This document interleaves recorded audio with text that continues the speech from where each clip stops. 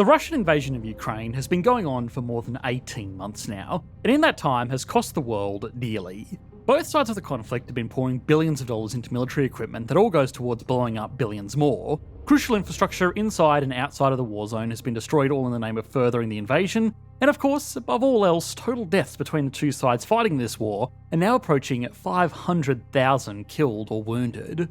While unfortunately there is currently no end in sight for this conflict, one of the most productive things that governments, non-government organisations and regular people around the world should be doing right now is making a plan for what happens to the countries involved once the fighting stops.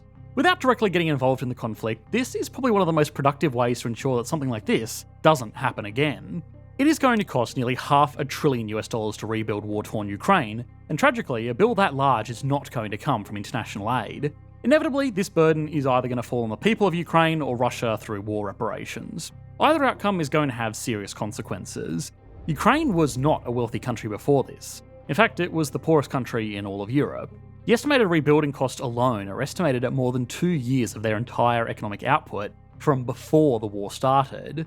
An easier way to think of this is that if Ukraine somehow managed to dedicate its entire economy towards rebuilding efforts at the expense of every other economic function, up to and including feeding its people, then it would take more than 2 dedicated years just to get back to where it was, and that's assuming that its economic capacity hasn't been reduced by a staggering and heartbreaking loss of capital and manpower. In reality, Ukraine will be paying for this war for decades to come, and so too will Russia. Of course, as the belligerent party in this war, it's harder to feel sympathetic towards this country, but long-term economic struggles after this conflict comes to an end are only going to cause more problems. It would be just, and let's be honest, satisfying for the relatively much wealthier Russia to pay reparations for the damages it's caused, but I will say that war reparations from a major military power following a devastating war in Europe have been tried before with less than optimal results. But it is still a solution worth exploring. There are also going to be less popular solutions, like advanced economies around the world paying to get both countries back up to speed so that they can be productive members of the global economy. This has been done before following the end of World War II, and while it might be less gratifying, if managed well, it could result in more productive, more peaceful outcomes for everybody involved. It would be better to give the world another Germany or Japan than another North Korea, and economics is going to have a large part to play in that destiny. So, can the Russian and Ukrainian economy reasonably recover from this war within our lifetimes? What are the most promising options to restore economic functionality to this region? And finally, would providing economic assistance to Russia just make other countries around the world more likely to engage in hostilities? If you're an autodidact, that is, a person who loves teaching themselves new things, you have to check out our amazing sponsor for this episode, CuriosityStream. We've just uploaded dozens of our videos there where you can watch them completely ad-free, and their library of other films, series and shows is massive. Their content covers everything from space to nature, history to music, food to computer science, and so much more. They have shows and series for children too, so if you want to get the kids watching content that will engage their brains, there's no better place to go. If you're curious and love learning, CuriosityStream is like the YouTube of learning, just without constant ad interruptions, and has a lot of exclusive shows that you can't find anywhere else. It's available worldwide on pretty much any device, TVs, phones, computers, which means that you can watch anytime, anywhere. Plus, new shows are released weekly, so you'll never run out of things to watch. Get CuriosityStream for under $5 a month, or use our code EE30 for 30% off a yearly plan for even better savings. Check out our link in the description to expand your mind starting right now. Russia presents an image to the world of economic strength and military power, but in reality it's a fair way behind true global superpowers in both regards, except for its wealth of natural resources and immense stock of nuclear weapons, simultaneously the two things that have kept it as such a major player on the world stage. If Russia is able to rebuild a functioning economy after this war, that would be something new, not necessarily a return to normal, because Russia has never really had a truly prosperous economy. If it really is going to create a well-diversified and stable economy following this war, it's going to need to take notes from its many hard-learnt lessons. The country went through the Industrial Revolution much later than its Western European peers, and even then it was significantly behind. It only got rid of serfdom, where peasants would be at the service of their noble landholders, in 1861. From then, it did embrace industry and was growing, but an incredible concentration of that new wealth was still going to nobility, and by the time of the Bolshevik Revolution in 1917, the country was still primarily agrarian. The Soviet economy for some time did actually make some progress. Their strong focus on heavy industry meant that the country did expand beyond farming, and for a while it was the second largest economy in the world. although it was always a fair way behind the USA, and still significantly less prosperous on a per capita basis than France, the UK, Germany, or even Japan in the years following the Second World War. A lot of that had less to do with economic management and more to do with pure demographics. The Soviet Union lost by far and away the most men during the Second World War. Estimates range anywhere between 8 million and 11 million lost in combat, and 24 million civilians lost. The only country that came close in just raw numbers of human loss was China, which was a more populated country to begin with.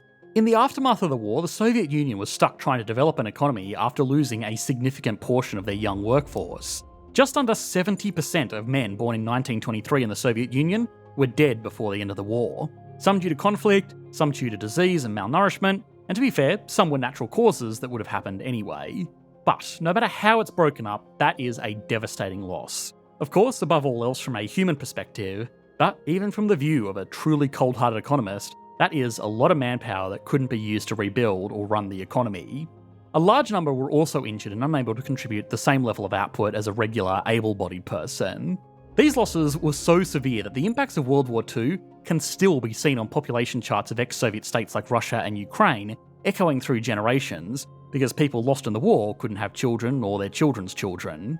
Land, labour and capital are the economic factors of production. To make anything, an economy needs some combination of these factors. Following the war, the country had lost a significant amount of its capital and a devastating amount of its labour. Half a century later, as the Soviet Union was collapsing, a series of failed economic plans, costly wars and domestic issues meant that the average Russian lived in poverty by global standards. Following the collapse of the USSR and the formation of the new Russian Federation, the government underwent a completely bungled privatization process where government-connected cronies basically made off with the state's industries that could be run at a massive profit, all at the expense of average Russian people. In the Soviet Union, the private ownership of any enterprise was illegal, with very few exceptions. Workers under this system also only received modest wages to buy small luxuries, since most essentials were, at least in theory, supplied by the state. So when Russia wanted to privatise its 45,000 state-owned organisations, which handled most of the industry in the country, it had a problem.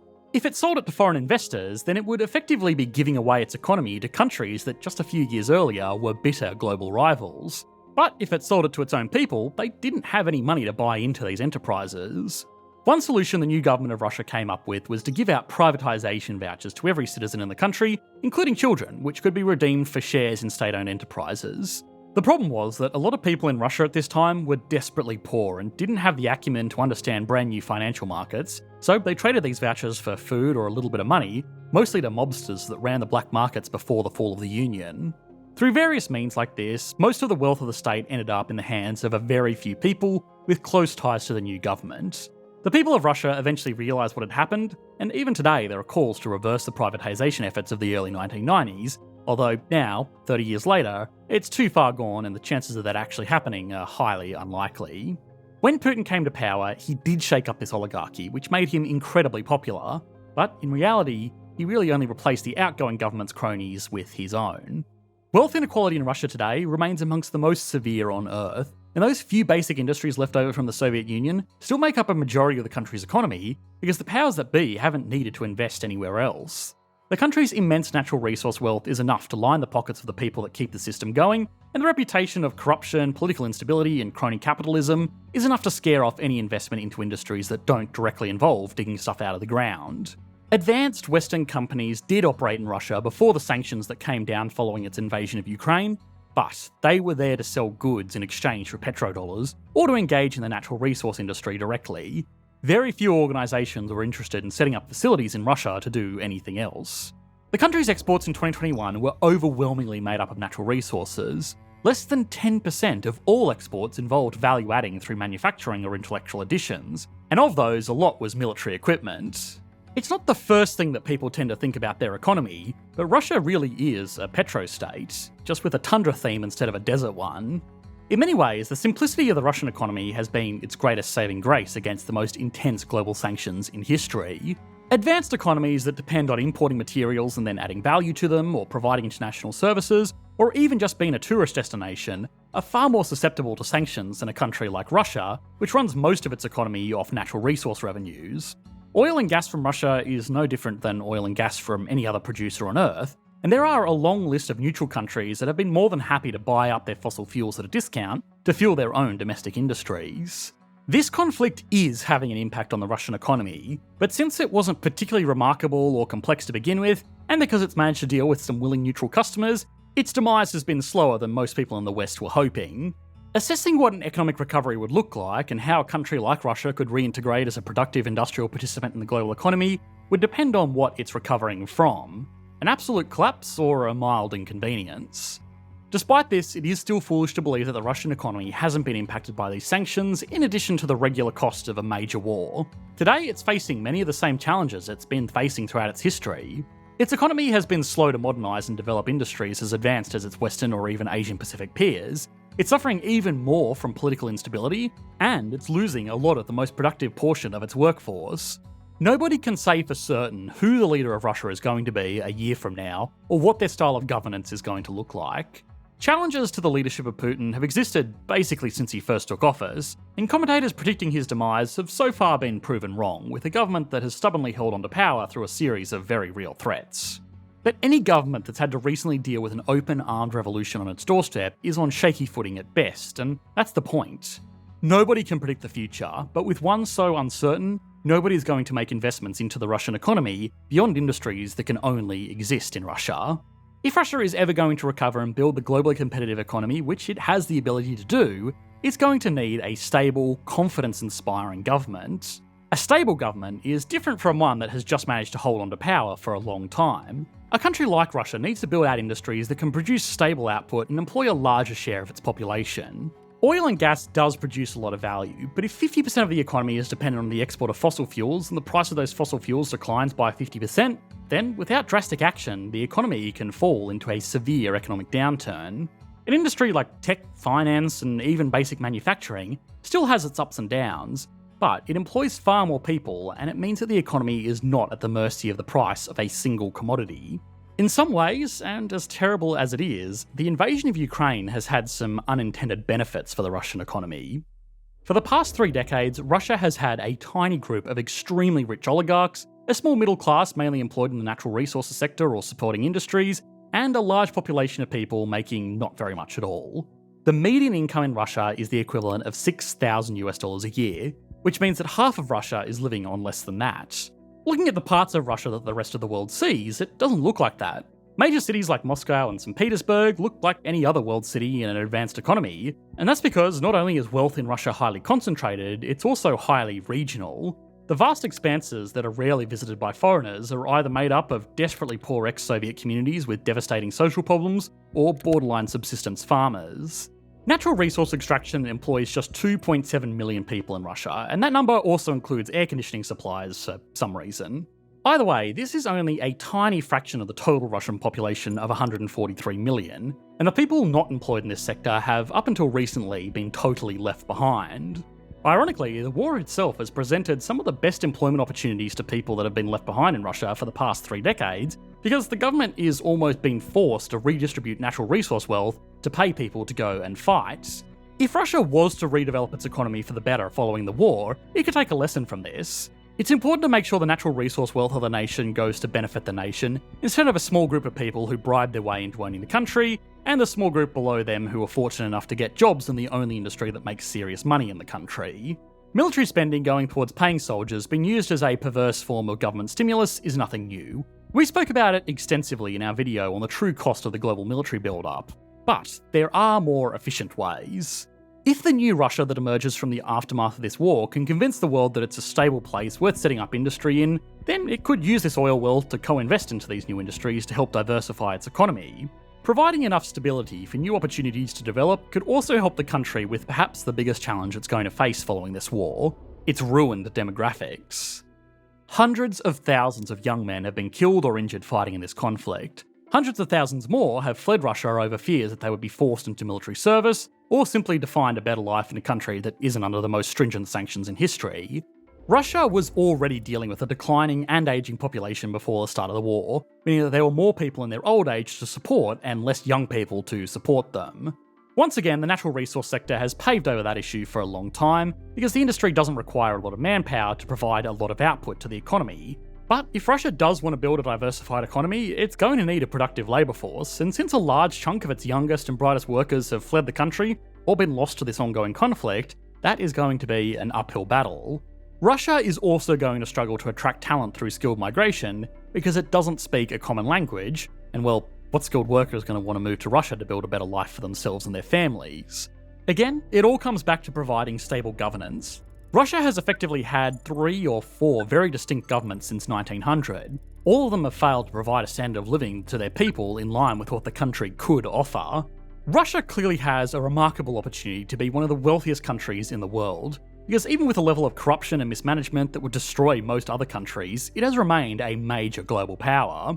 Of course, it's easy to think that an ongoing struggle where it just becomes a giant North Korea is a good outcome. At the end of the day, they got themselves into this mess. But historically, one of the most effective ways to guarantee peace is to promote economic cooperation through industries that build mutual dependence.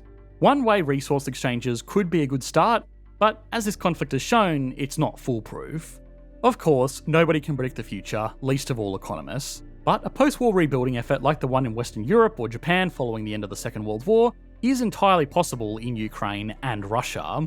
While it will undoubtedly be less popular in Russia, it could serve a similar agenda. The world in 1945 was splitting into 2 factions between the capitalists, unofficially led by the United States, and the communists, unofficially led by the Soviet Union. Today, the world again is becoming more insular, with a major group, the BRICS, of which Russia is a large part, moving away from global trade and global industry that has defined the last 3 decades. We've already made an entire video on the BRICS, so I don't want to repeat too much here, but you should be able to click to that on your screen now. Thanks for watching, mate. Bye.